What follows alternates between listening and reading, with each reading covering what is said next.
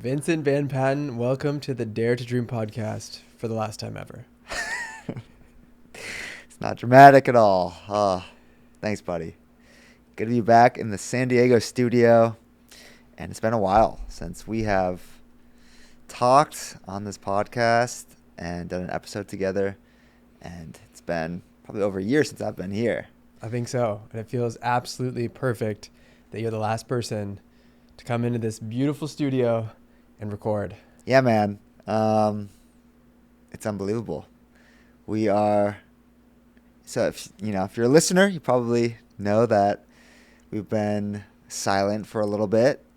We've been going through our stuff and the holidays and whatnot, and come to the conclusion that it's probably time for us to layer down, put the podcast on an indefinite hold. We don't know if it's forever, but for now, it does feel like the right thing for us. And just glad that we could do this, kind of go out without just ghosting the audience. You're a lovely, lovely audience. And, we just want to just thank you all and give you updates and where we're at and just have one last banter together. Get the boys together, go out with a bang. And yeah, we've been doing this for 5.5 years, which is crazy. We started this in June or July of 2020, right when we had both quit our jobs in corporate America, giving the man the middle finger. That's right. And it has been such a ride and a journey since then.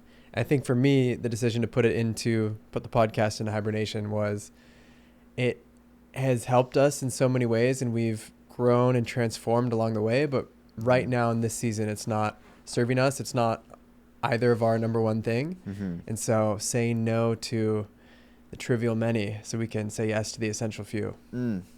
Yeah, I know that's a huge theme in your life, and I want to hear more about your upcoming year and how you're going to kind of implement that stuff of just kind of slowing down and focusing on the most important things to you.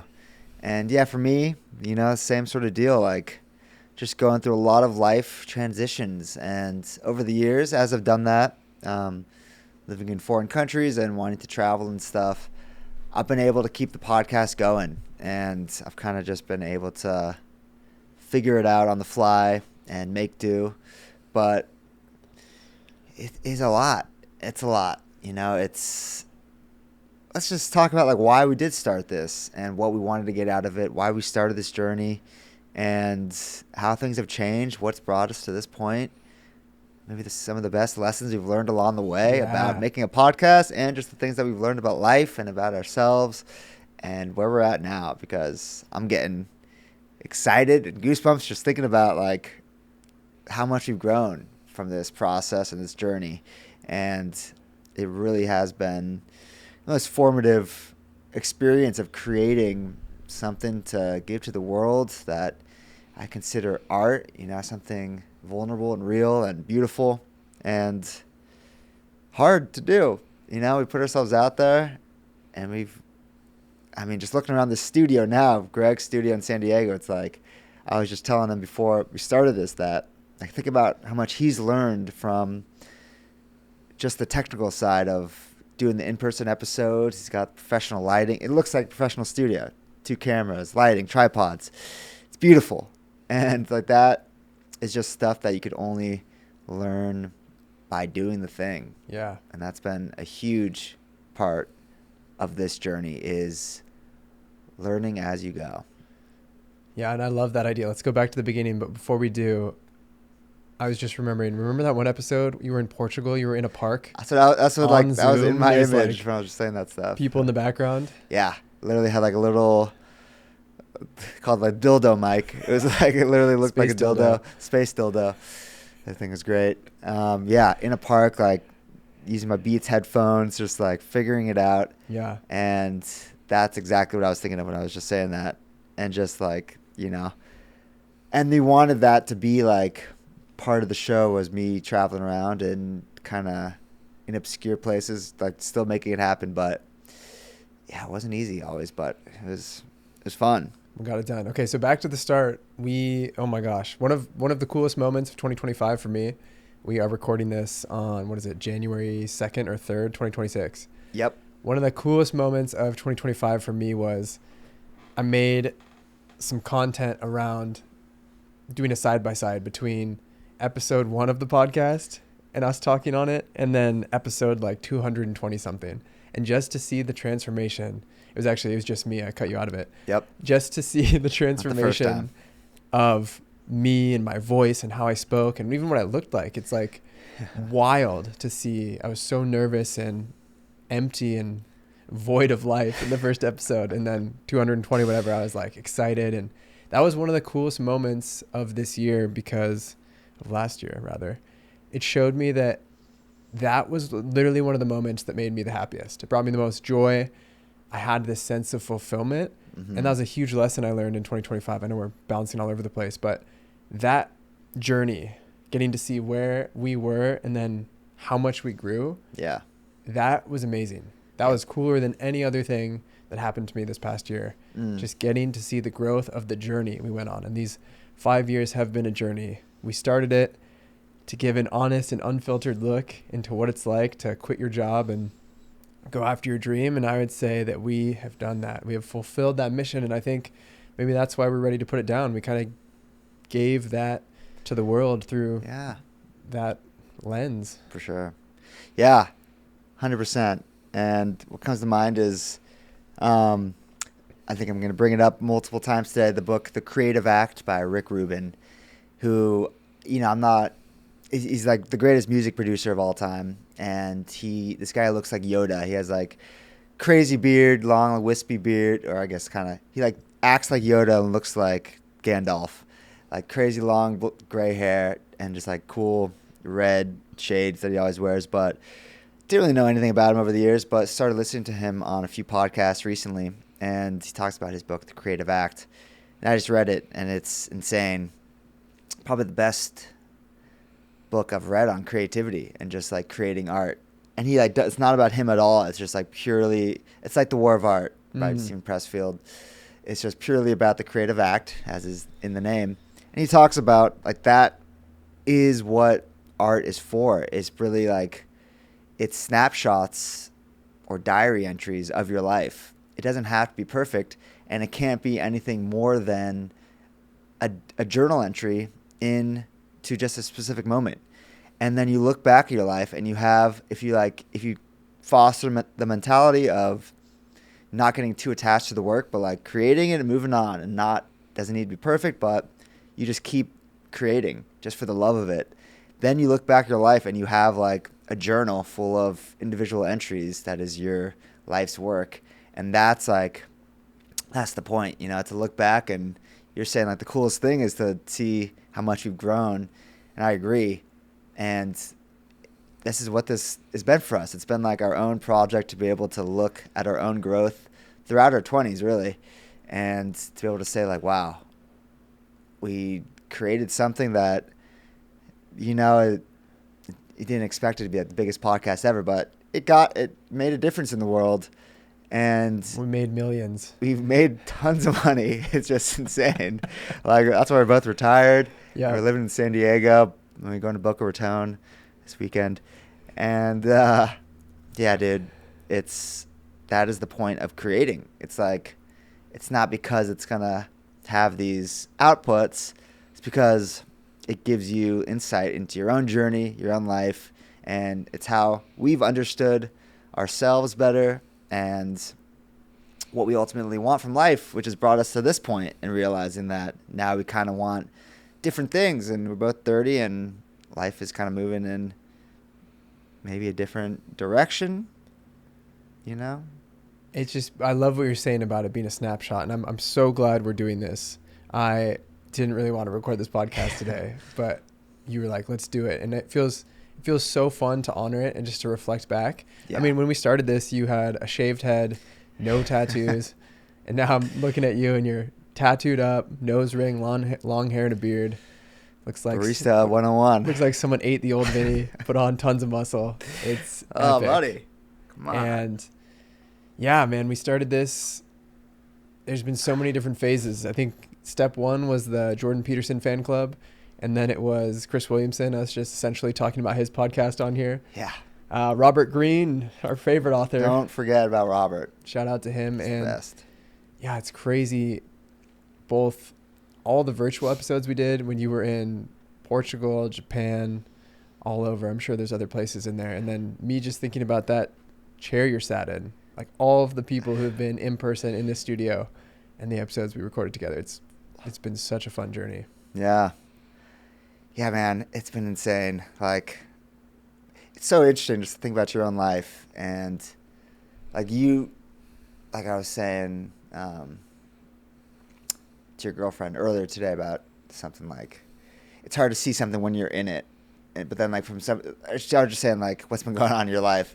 And, well, like, nothing too crazy or nothing too different, but it's like, when you're in your own life, it doesn't feel like things are changing. But then from somebody else's point of view, it's like you can look like a completely different person, or, you know, so it's interesting just to be able to have something that kind of shows you, like, you know, how much you actually have changed and grown and learned. And yeah, I mean, we started this thing to show what it was like to, because we thought, like, in the beginning, it was like, it's kind of giving a middle finger to, like, traditional trajectories of people's lives, and, like, trying to do something different and be ourselves. And I think we've definitely become better versions of ourselves, and we've become who we are. Yeah. You know, through doing this. But then there's also things where we've loosened our grip on, oh, I need to be, like, for me, it's like I need to be making money from writing online. Now I'm like, well, I'm kind of thinking of trying to, like, get a job, because I need something to sustain my art habit.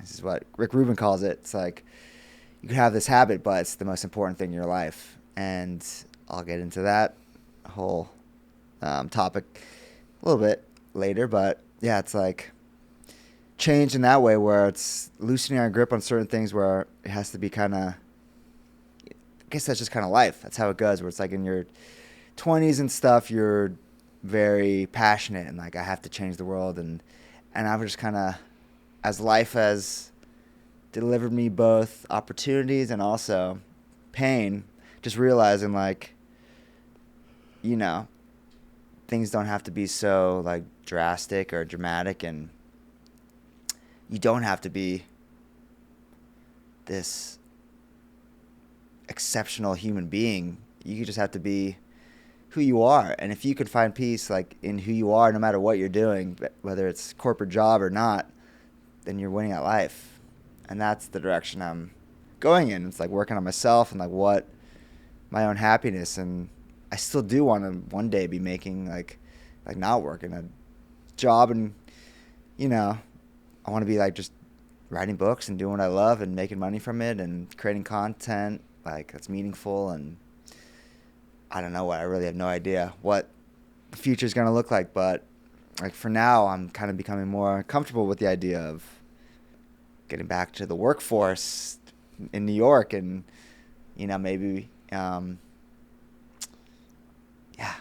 So Tell us a little bit about New York and this next chapter, and then I'll talk about my year and what I'm thinking about bringing into 2026. Yeah, so this last year was fascinating. It was a transformative year, coming back from Japan. You start the year in Japan, and then you came back when? Came back in February. Okay. Yep. And lived up in the Bay Area for 6 months in Oakland, and was working at a coffee shop there, and was going through the whole, as I probably made an episode about this, of deciding, like, I tried to make my Substack, like, paid, and I was like, okay, maybe this is where I go all in on making money from writing online. And, like, I really treat my, you know, my newsletter as, like, a income source. And that just, like, didn't feel that authentic. And so yeah, I'm like, okay, I'm just gonna get a job at a coffee shop, and actually loved that, and found that, like, it was really cool to have something I was doing that was creative and not needing anything from me outside of working hours, and then I could just, like, focus on my stuff creatively. And but things changed. Went through a breakup from Oakland and came back, and now I'm in LA right now, just like visiting with family and spending time there for the holidays, and going to be moving to New York in the next couple of months. And very excited. That has always been a dream of mine. One of my favorite cities in the world. I love New York. I just love the energy, and I realized, like, traveling over the last few months, I went to like Istanbul, and I just love the energy of being like in a big city where I'm not a big fish in a small pond. Like, I'm just a drop in the ocean, and I could just sit on a street corner and just watch life go by and just be like, I'm nothing compared to all this. Like, that feels good to me. And just like observe daily life, and just I feel like I have a real sensitivity to people and feelings and emotions, and that has brought me pain, I think, as a kid and throughout my life, but it's turned me into the person that I am. It's where a lot of like my creativity and my joy comes from, is like being able to tap into just the world and like go a little deeper into what people are feeling and what people love. And that's made me like think more about just like simple pleasures. And this is all stuff we talked about a lot, but just like the joys of being alive, being very simple. And like that is kind of my favorite stuff, and that's what I love to write about. And so all that to say, I like being in a city where I could just lose myself in it and not have a car, but I could just like leave my probably tiny apartment in New York and just go get lost in this metropolis. And I have some best friends there, and yeah, so I feel like it's all kind of led up to this, where maybe in my 20s I wouldn't have been ready for New York, and now I'm 30, and it's like learned some stuff and learned about who I am and what I want, and let's come back to this. And so yeah, the plan is to move in the next couple months and probably get a job working in coffee just out of the gates, just to get me in, but then start to look at jobs in publishing and media and like travel stuff and just something creative I would love to do, but really try not to rule anything out. Like, it's expensive. Obviously, it's the most expensive city in the world, so I need to figure out a way to make money and also support my art habit. Yeah, something that is creative, makes money, probably will involve you taking pictures of yourself in your underwear. In the nude. Posting that on the internet. Yes, yeah. OnlyFans. Stay tuned that's what I'm for hinting that. at. Yeah, I love it, man. I'm excited for you. I think you're going to thrive in New York. I'm sad that you won't be here in San Diego, but alas, you're leaving me yet again. Yep, it's a theme. Yeah, no, man, if we learned anything, it's that we are connected no matter where we are. It's give and take. We were joking about this before the podcast. You're taking back some of the books you gave me. It's true. And it's how it's going to be for the rest of our life. We give each other things. We take them back. We swap. We borrow. So That's right. I love it. And I love we were talking about this like simple joy and enjoying. And that's my theme word for 2026.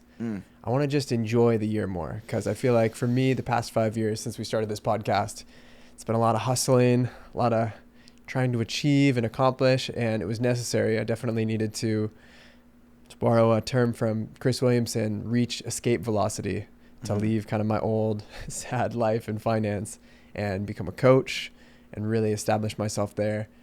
And I've done a lot in the past 5 years, and I want to enjoy this life that I've co-created with the universe. There's so many awesome parts of it, and I think my tendency, I caught myself of like, okay, 2026, we're going to go more here and harder and faster and higher. Instead, I want to just... Harder, faster, higher, baby. I want to just enjoy everything that's there. And I'm sure awesome things will happen. New opportunities will come in. But also going to say no to a lot more. That's been a big theme for me, is saying yes to the things that like instantly light me up. I feel it in my gut, my soul. Yeah.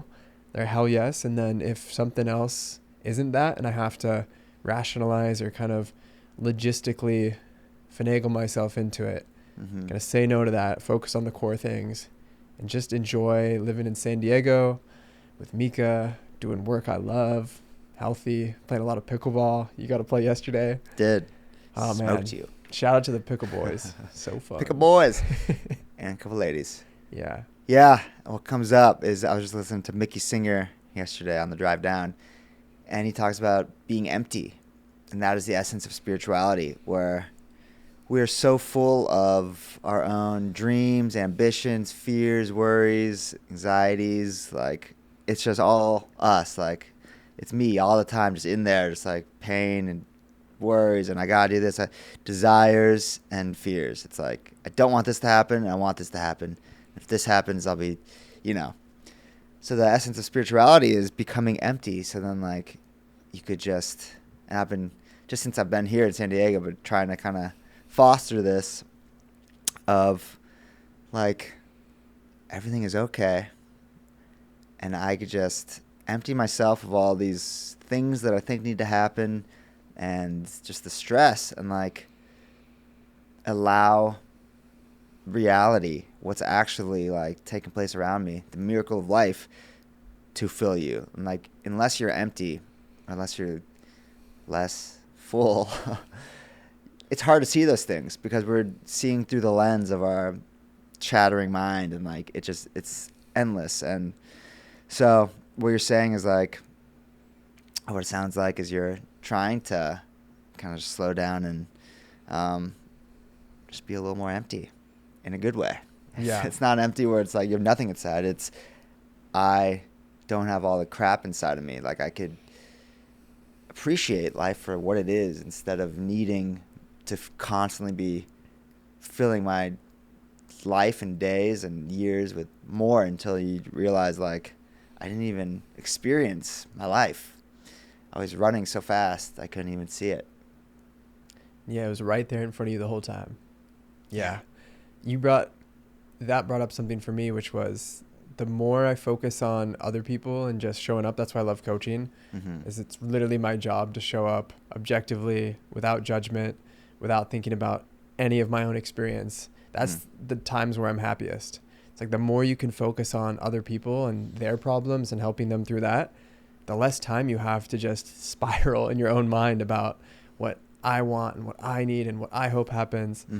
And the days in which I have the most coaching calls, I'm the happiest, because I'm just so outwardly focused, not thinking about my own shit the whole day. Yeah. And that is also part of what I want to focus on in 2026. That's part of enjoying, is just, like, accepting what is and not trying to change reality. Yeah. Not trying to grapple with the weather. Is it going to rain today? All the classic Michael Singer stuff. Yeah. 100%. Yeah. Surrendering to what is. It's like an audio that I listen to, like, almost every day from, like, that mind body coach, of just surrendering to what is, like, not, there's nothing to fix, there's nothing to change, there's nothing to chase, like. And what comes up for me there is, do you feel like you give yourself enough time, like, in this next year, you want to focus more on just kind of being where you are, and, like, on other people and the work? And do you feel like you have enough time of, like, processing what you're feeling? And because, I say all this stuff trauma about being empty and stuff, but then it's also, there are, it's just, I'm kind of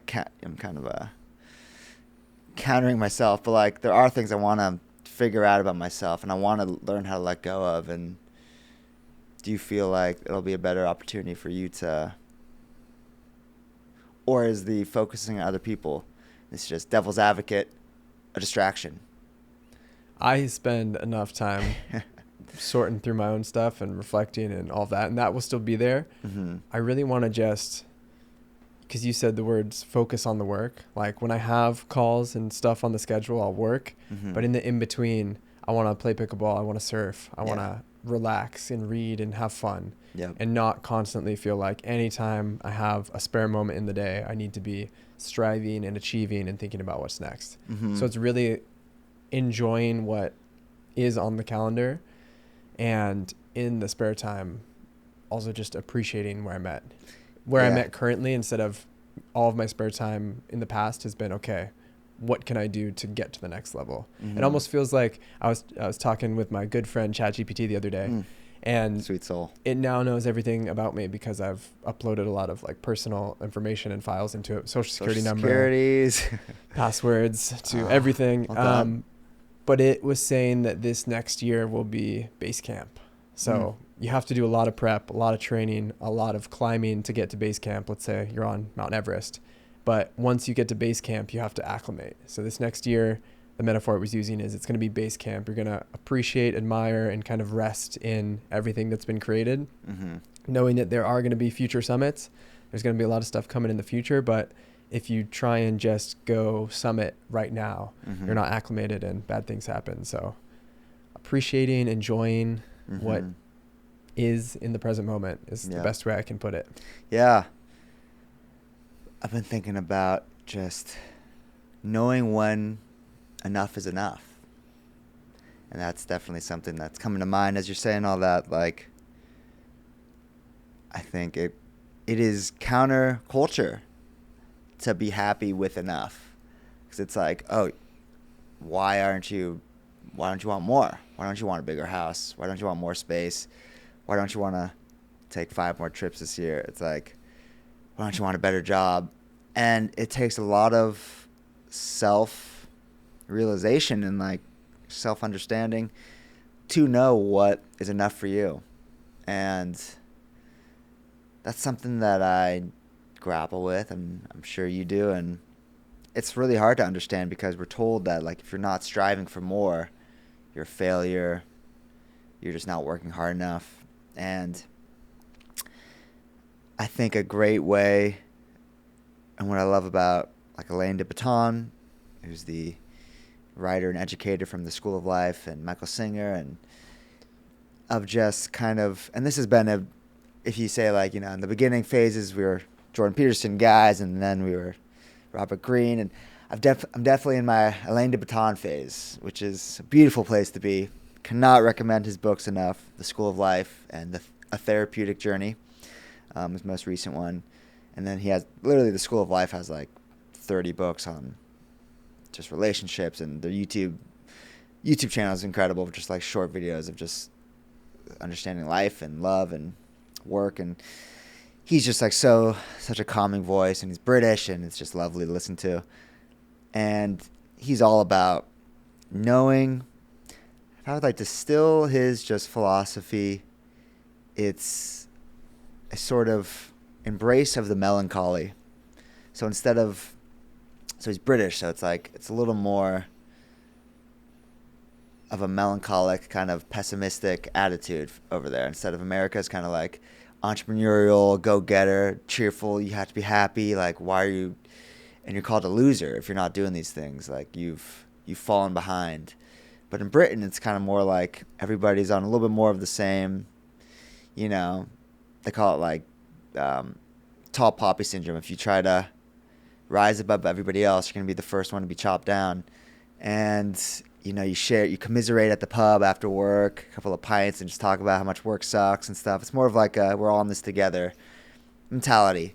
I'm not British, so I don't actually know, but like that's kind of what it feels like when he talks about, and what Chris Williamson talks about as well.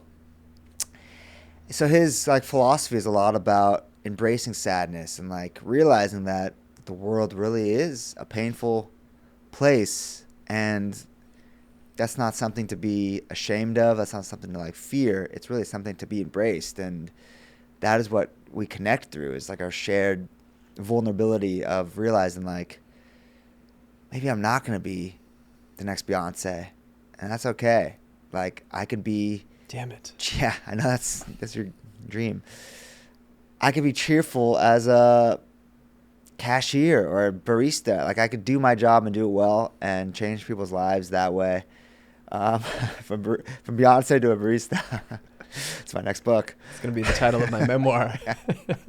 From Beyonce to barista. But it's like, it's really just embracing like what we all are, instead of like shooting to be the 0.001%. It's like life is going to deliver its blows to all of us, and you get a little bit older and you get a little more realistic. And then I'm not saying you just give up on your dreams and stuff. Like, you got to have your dreams, and that's always something that's your North Star. But it's also just being a little more like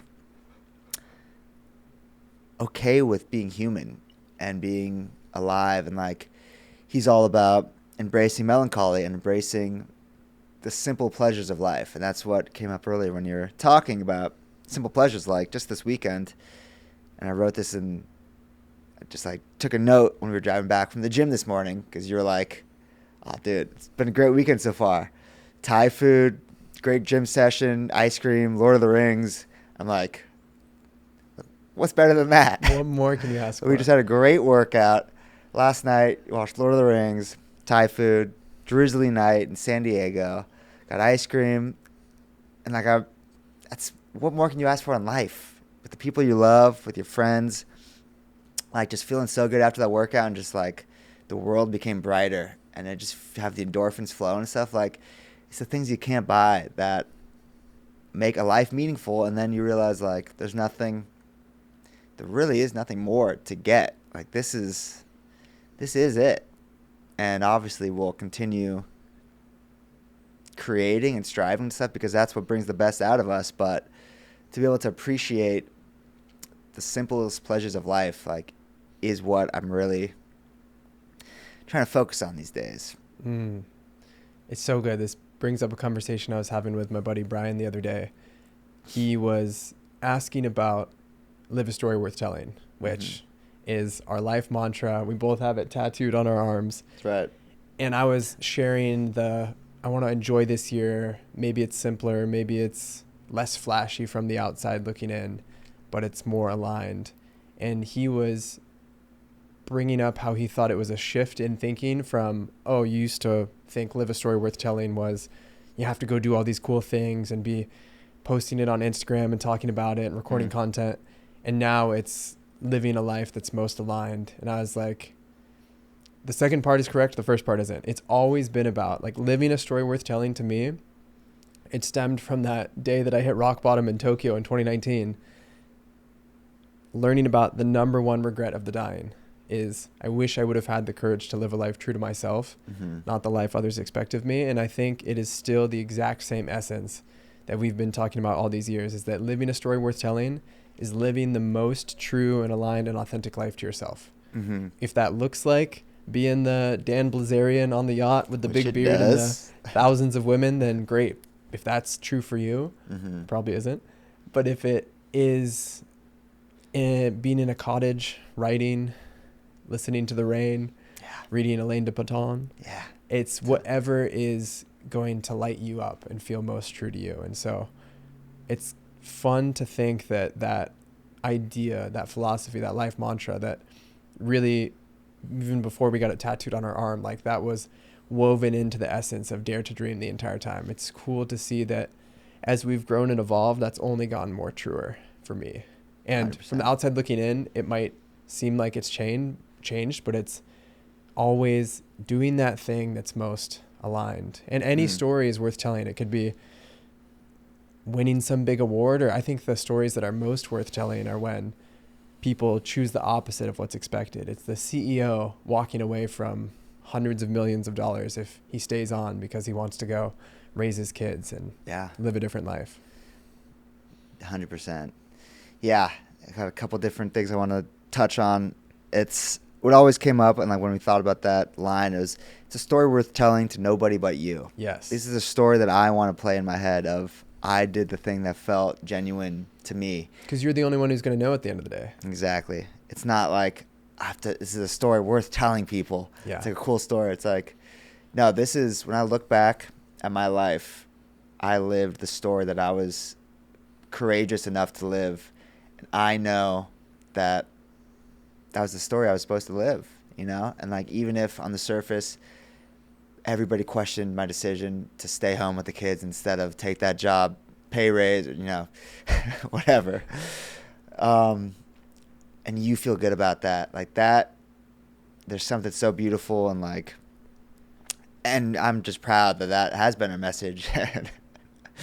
Like, yeah, that really has been it from the beginning.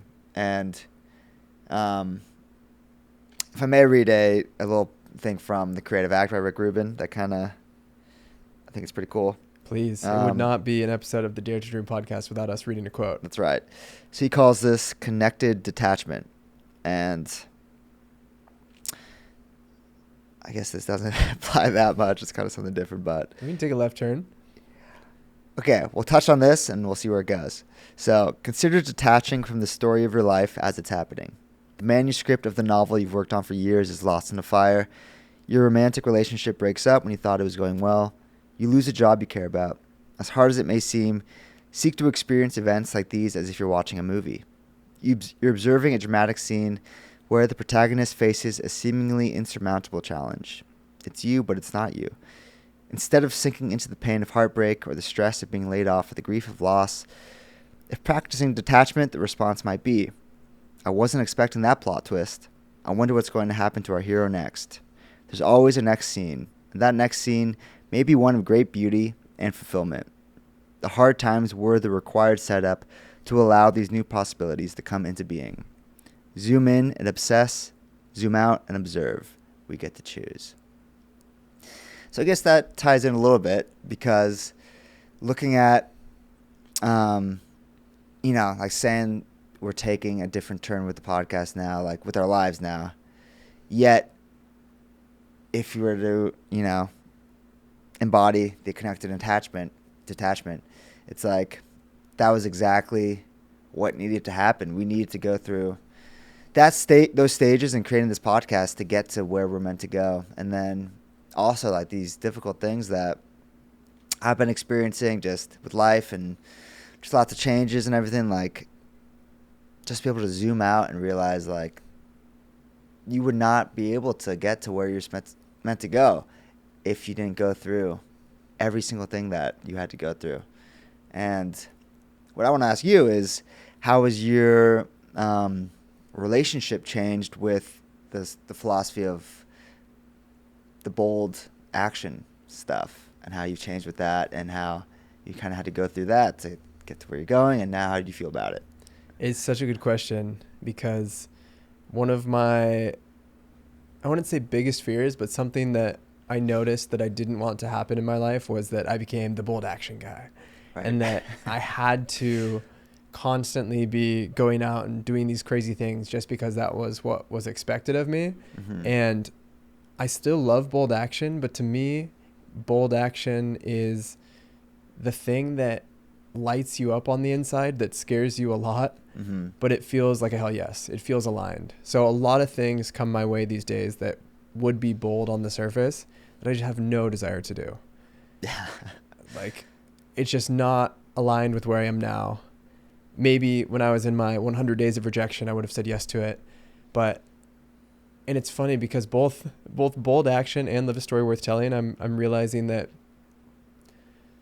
from the outside looking in, people might think those are completely different things. Mm-hmm. And there's such a nuance to it. So maybe I should have chose a brand that's easier to understand. But the boldest thing I could do in my life right now, I mean, ending this podcast feels really bold. Like, we've poured 5.5 years of energy, emotion, our journey into this, and to just walk away from it, we've literally spent thousands of dollars. That feels bold to me, but it also feels super aligned, and it feels like that's a closing of one chapter and the opening of the next. Mm-hmm. We're not saying that this is gone forever, but that feels like a bold move that's obviously less sexy and exciting than like, oh, we have to keep it going just because Aubrey Marcus on the podcast or Chris Williamson on the podcast. Like, that might be the bold thing, but this to me feels like a bolder move. That's a great point. So that's how my thinking on that has changed. And then it's really interesting because bold action is the thing that the external world has responded the best to. Mm-hmm. Like, people have told me that they see me as the bold action guy, and I kind of own that real estate in their mind, which is cool. But after giving the TEDx talk, I realized that bold action is just a piece of the puzzle. Mm-hmm. Like, it really is a big component in living your dream life. If you can take bold action to just shake up your life, get out of a rut, or get what you want faster and with more fun, it's super effective. But if you're taking bold action for bold action's sake, it's empty and meaningless. Like, I never wanted to become the guy on Instagram who's like only doing rejection challenges. Yeah. Like that's his like whole shtick. Yeah. It's, again, it always comes back to what is the thing that feels most aligned, will light your soul on fire. And because it is so important to you, it is going to be scary. Mm-hmm. So leveraging boldness to go into that. And I'd even say you slowing down this year is a bold move. You know, taking your foot off the pedal, and like, it seems like you have momentum and stuff. It's like, why wouldn't you just keep pushing? But it's like, I think Rick Rubin says this, and people that I admire, it's like, like we were saying earlier, the thing that people don't expect. If you're pretty much always doing that, because the mob wants what the mob wants. Like, they want you to keep going because then they want to see you fall. Like, it's all the mob mentality, the guillotine. But it takes like courage and boldness to pull back and ask yourself, like, what do I truly want? And to do less literally is a bold move. And I'm feeling that. And like, that's when I stopping this podcast and changing up my weekly newsletter and like writing online, like just taking a foot off the pedal and realizing, what am I doing it for? Like, really ask myself that. And it's still just to create. You know, I feel like I'm here. I think we're all here to create stuff that matters to us and that helps us understand ourselves. And that has to be the reason. And if I'm not doing that, then it's just wasted effort. And yeah. I really appreciate you saying that slowing down feels like a bold move, and I also love the doing the opposite of what other people think, because that's been weighing heavy on me. End of last year, I feel like I've come to peace with it, but with the TED Talk doing super, super well, it crossed 400,000 views, and me feeling all of this pressure of like, oh, this thing is hot and spicy right now. Yeah. I have to go speak. I have to be on the road. Like, I need to be reaching out to all these conferences every Best single Western, day. Cincinnati. Exactly. Bed and breakfast. And just becoming the bold action keynote guy and like just saying the same thing over and over again. And that just has not felt aligned or like I want to be doing that. Oh, dude, this brings up Gary V. Yeah. You know Gary V? Oh, yeah. Great quote. I don't know too much about him, but just a great quote. 1 second. Sorry. That's okay. I'll keep going a little bit. Keep rambling. I'll keep rambling. Yeah. Feeling like I'm going to slow down a little bit, which may ultimately help me speed up in the direction that feels aligned. Yes, exactly. So Gary V, entrepreneur, investor, he says, this applies to people under 40. You're not lost or confused. You haven't even started. Take a deep breath and remember that happiness is what you're chasing, not fundraising, not money, not awards or accolades. In fact, what most of you are doing is allowing your insecurities to dictate your angst because you're so passionate to show your parents or friends that you're successful. Want to prove something? Prove that you are enjoying the process of figuring yourself out and chasing your current ambitions and curiosities. Yeah, that's so good. Happiness is what we're after. And we think that the things that we're striving for are going to bring us happiness. Like, ultimately, if you keep asking, why am I doing this? Why am I doing this? It's because you want it to make you happy. And you think like, okay, I want this new job because I'm going to make more money. I'm going to look more successful. And then, okay, why do I want that? So I could, just keep going down the line. And it'll get to a place where it's like, because I think that's going to make me happy. But you can just cut out all that and say, what is going to make me happy now? It's like the parable of the fisherman. Yep.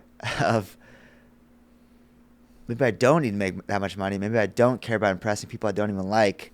Maybe I'd rather have a tiny studio apartment in Bangkok and just work at a Thai restaurant because I love Thai people and I just want to travel,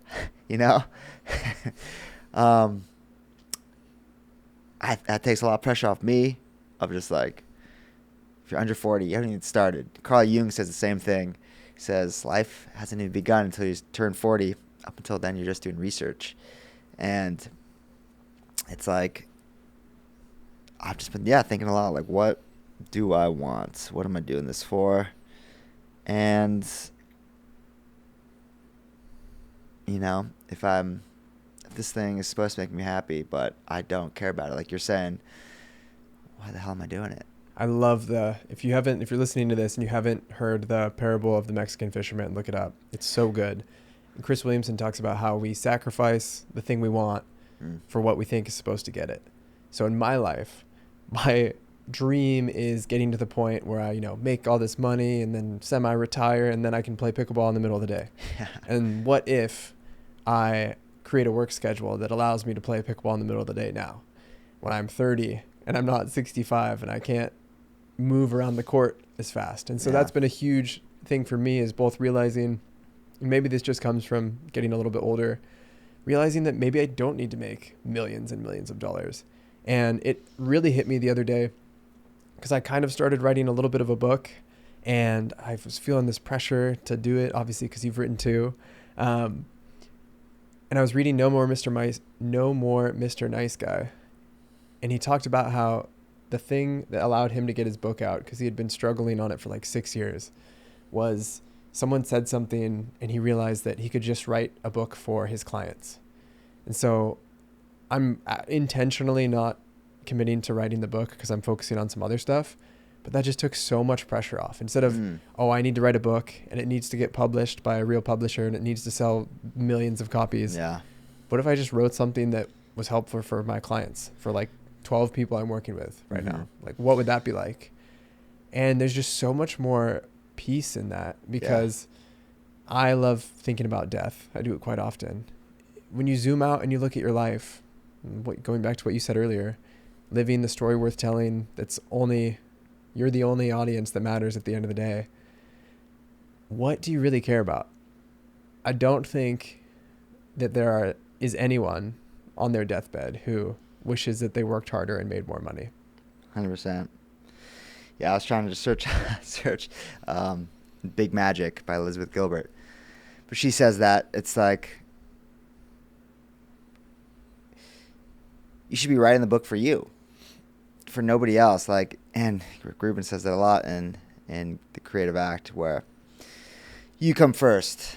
The audience cannot come first. Like, you can't think about what they want, what's going to make. You can't even start to think about marketing and stuff until the art is complete.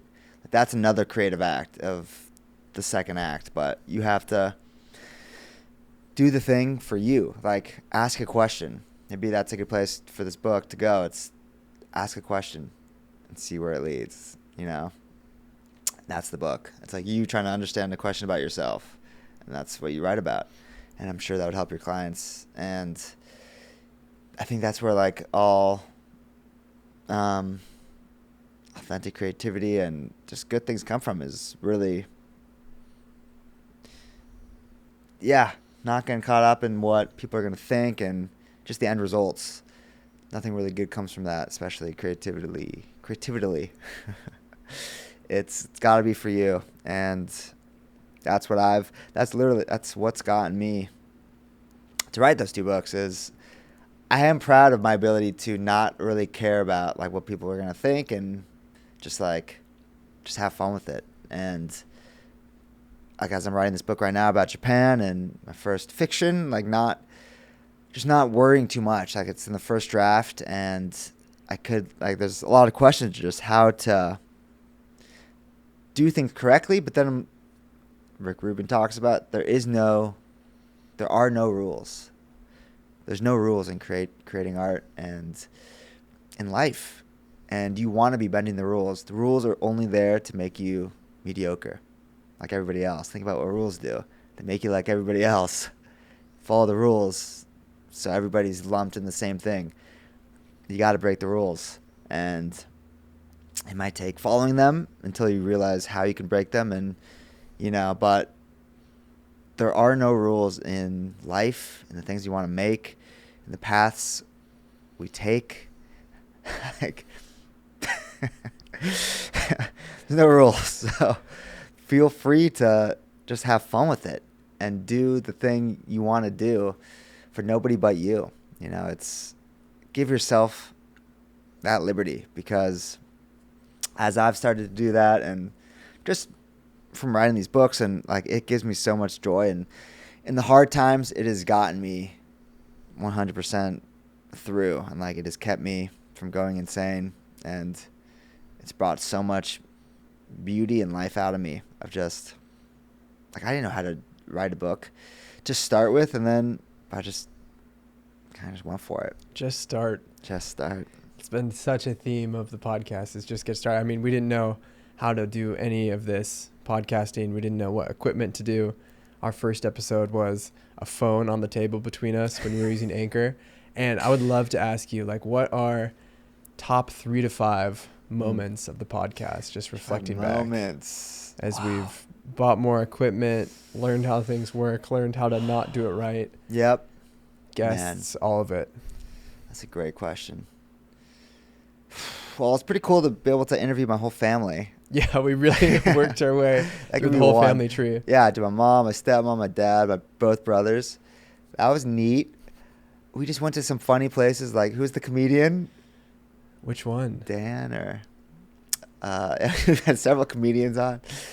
Oh, Daniel Powell. Daniel Powell. Legend. That was pretty hilarious, going to his house. Yeah. Just like freaking Willy Wonka and the Chocolate Factory. Dane Sanders was awesome, talking about philosophy, and that was so cool. And I was thinking about that moment specifically because that was our era where we were still using Zoom, and we were both on one little computer screen in my bedroom. We were sitting on like little stools next to each other so we could both be in the frame. Yeah. Maybe we had one mic. We were passing it back and forth. Yeah. It was great.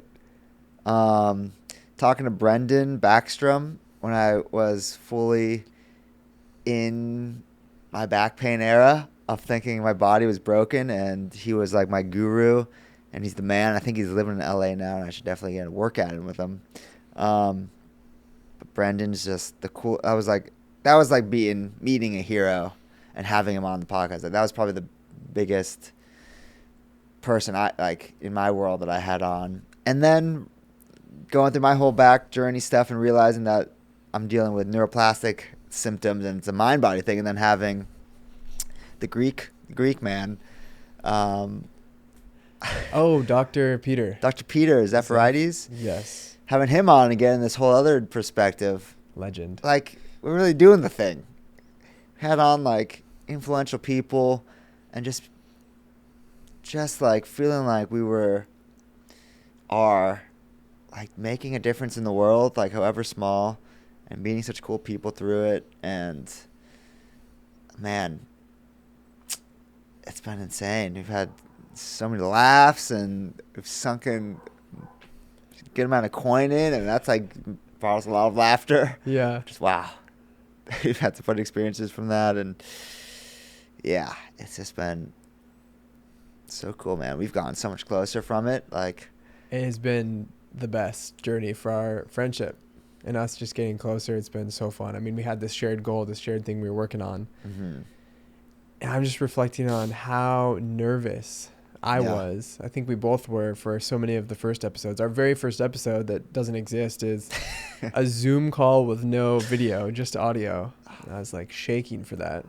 Then we recorded the first one on Zoom, which unfortunately does exist, episode 1.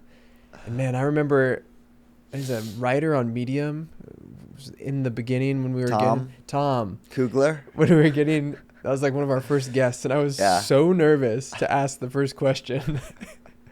What was it? I don't even remember. You were like vibing with him because you knew him, and I was just sitting there like sweating. And I like asked a question, and I pronounced some words wrong. And that was like the biggest deal, and we're like, "This is gonna be it. It's gonna blow up." Yeah, we thought it was gonna make us huge. That never really happened. That was so interesting to see. It's like out of all the guests we've had on, there was no rhyme or reason to which episodes got the most views. Yeah. Some got thousands and thousands of views for someone who no one had ever heard of, and then the big names who were like, "Oh, it's gonna be great. It's gonna reach their network and all the things. Blow up. Sometimes those didn't get that many views, and Yeah.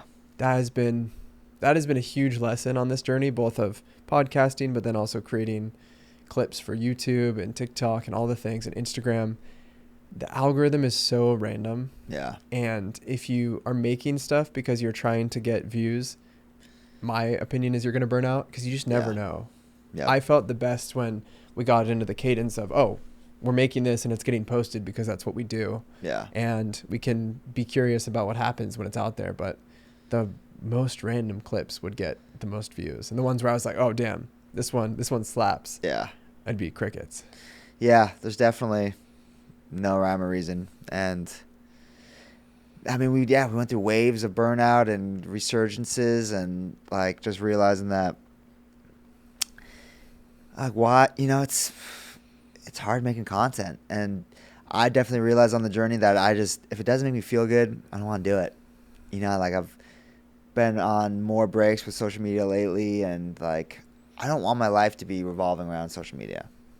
For work, like, it's just not what I want to do. I want a quieter life, I think, which is why I gravitate to books and just like being able to write them and then have this thing to give to the world when it's like a finished product instead of just the daily grind.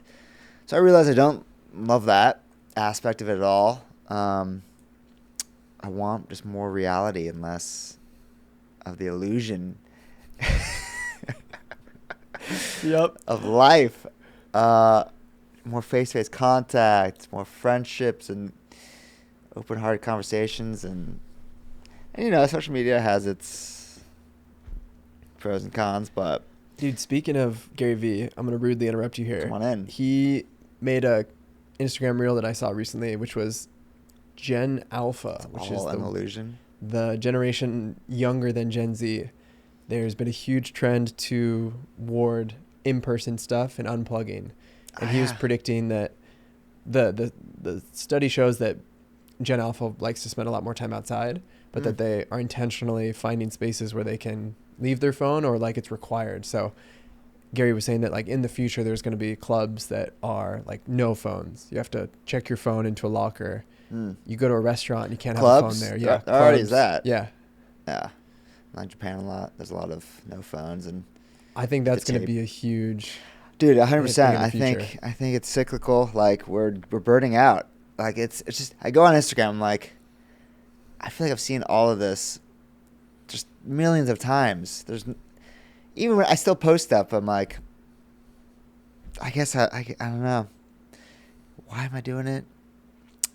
And it's interesting. There's no right or wrong, good or bad, but it's like, I think there will be come back to like, I mean, there already is, to analog stuff and real things. And especially with AI coming, it's like people are, it's like 1984. Like people want freaking,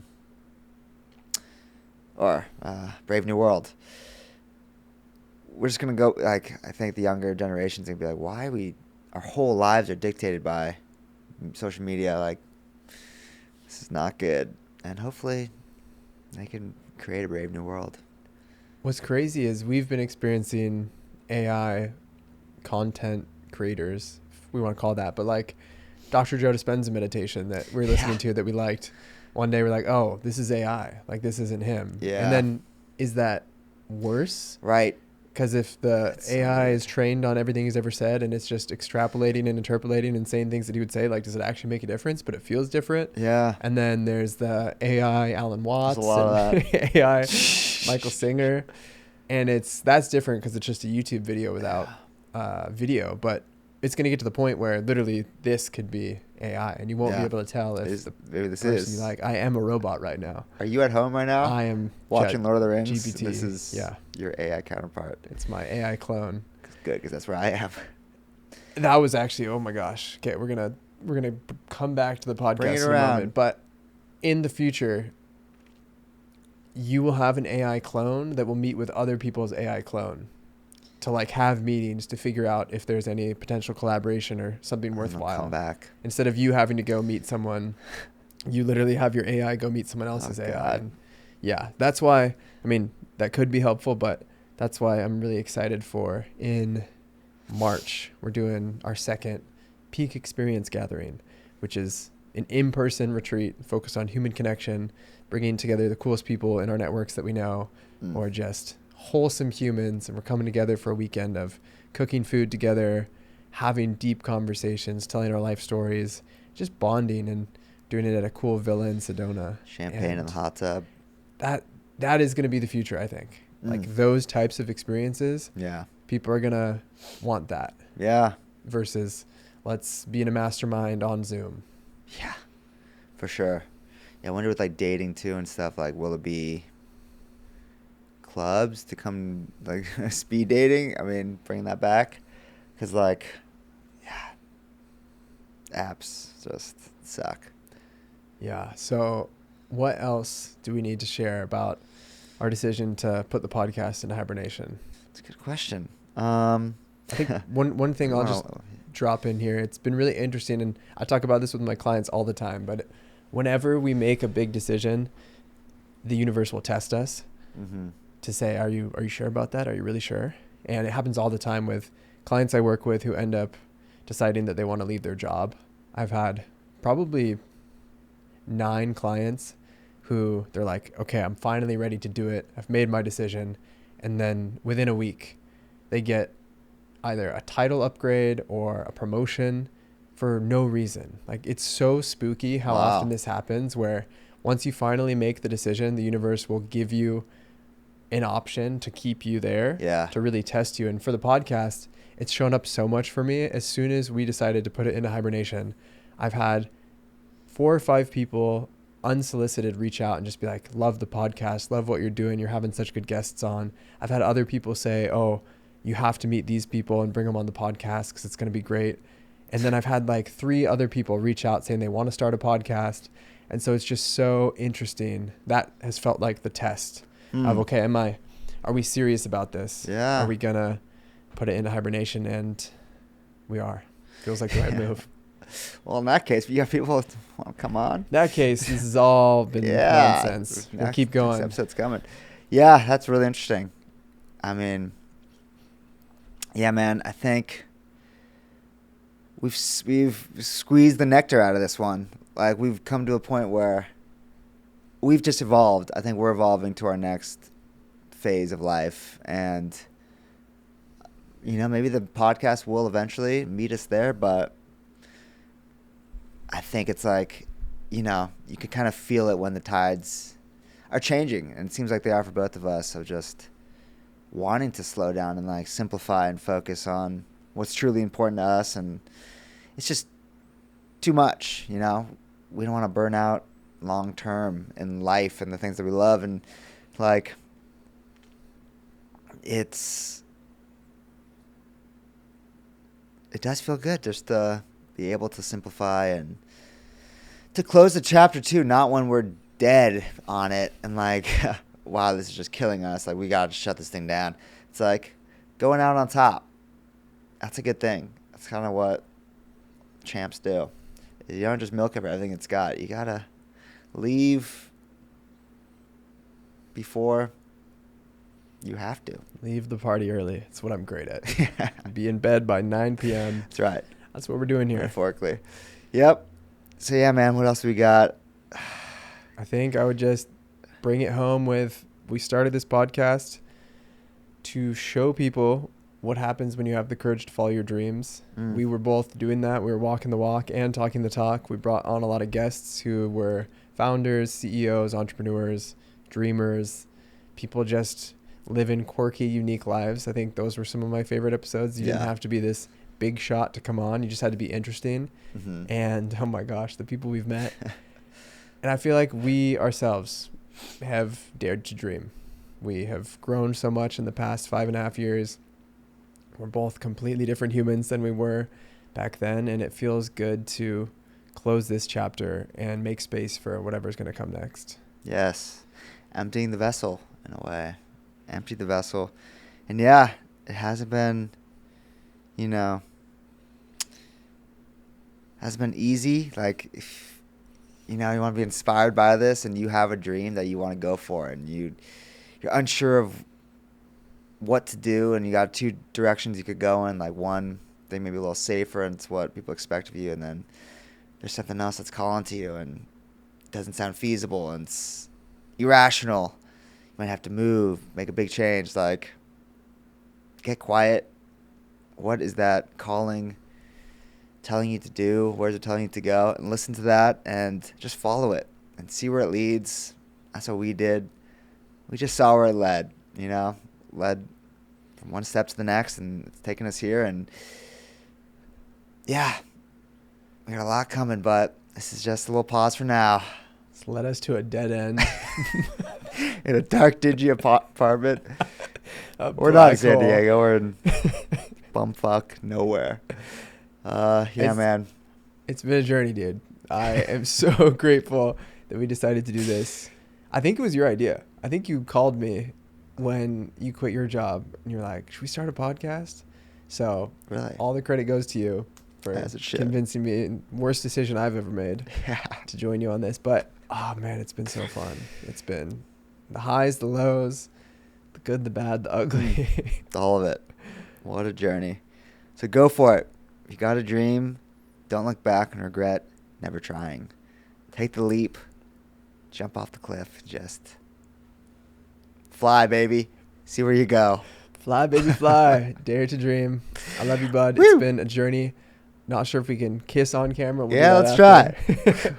Thank you for being authentic this whole time. And thank you, everyone, for tuning in with us today. We won't see you for a while, but we still love you guys. Brief pause. Love you, man. Love all y'all listening. Yeah, what a journey. But life is just getting started, so we'll see you around.